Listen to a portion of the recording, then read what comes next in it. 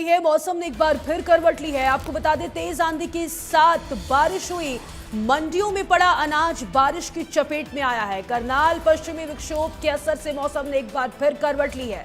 मौसम वैज्ञानिकों द्वारा जताई गई संभावना के अनुसार देर शाम करनाल जिले में तेज आंधी चली, जिसके बाद बिजली की गरज के साथ बरसात हुई। दिन भर रहे गर्म वातावरण को बरसात ने एकदम से बदल दिया, जिससे तापमान में अचानक गिरावट आई। बरसात से एक बार फिर मंडियों में पड़े अनाज के कट्टे बारिश की चपेट में आए हैं। उठान में देरी के कारण अभी भी जिले की कई मंडियों में सैकड़ों कट्टे गेहूं खुले आसमान के नीचे पड़ा हुआ है।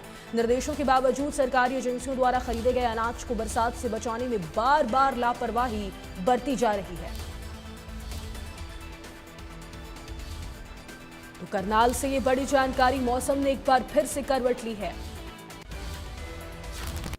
बार फिर से करवट ली है।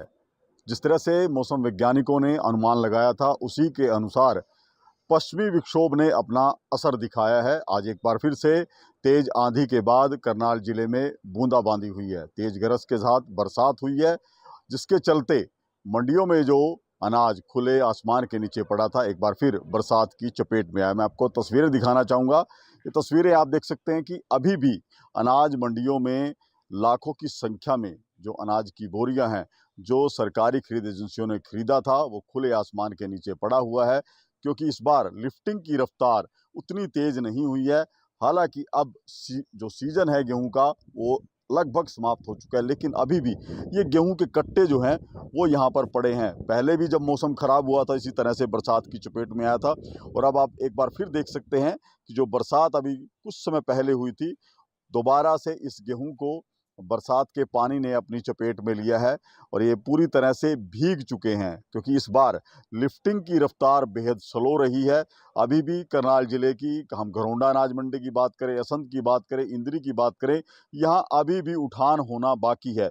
और ये देख सकते हैं, ये वो अनाज की बोरियां हैं जिनको सरकारी खरीद एजेंसियों ने खरीदा था, लेकिन इन पर किसी तरह की कोई तिरपाल वगैरह नहीं ढकी गई है। कुछ हैं जहां पर ढकी हुई है, लेकिन अभी भी बहुत सारे गेहूं के चट्टे हैं जो वो बिना तिरपाल के हैं, और अभी जो बरसात हुई थी उसकी चपेट में ये अनाज आया है।